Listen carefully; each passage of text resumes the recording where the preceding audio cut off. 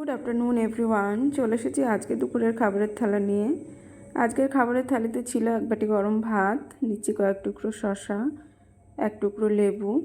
আজকে বানিয়েছিলাম মুচমুচে করে করলা ভাজা। এইভাবে করলা ভাজা কিন্তু বেশ ভালো লাগে গরম ভাতে খেতে, খুব বেশি কিন্তু তেতো লাগে না, আমার তো বেশ ভালো লাগে। সঙ্গে ছিল একটা লঙ্কা ভাজা। আজকে বানিয়েছিলাম দেশি জিওল মাছ দিয়ে পেঁপে আলুর একটা সবজি। জ্যান্ত মাছ দিয়ে তো যে কোনো সবজিই ভালো হয় খেতে। আজকে আমি বানিয়েছিলাম পেঁপে দিয়ে তরকারি।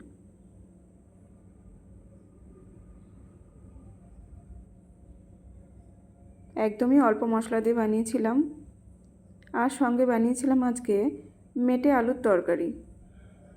মেটে আলুর তরকারিও খুব সিম্পলভাবে বানিয়েছি, একদম কাঁচা লঙ্কা ফোড়ন দিয়ে হালকা একটু ভাজা মশলা দিয়ে বানিয়েছিলাম। মেটে আলুটা বানিয়েছিলাম কিন্তু কাতলা মাছ দিয়ে, কাতলা মাছটাও জ্যান্ত ছিল। অনেক দিন বাদে আমি মেটে আলু বানালাম। এই তরকারিটাও আমার ভীষণ পছন্দের। একটুখানি দিয়েছিলাম নামানোর আগে ধনেপাতা।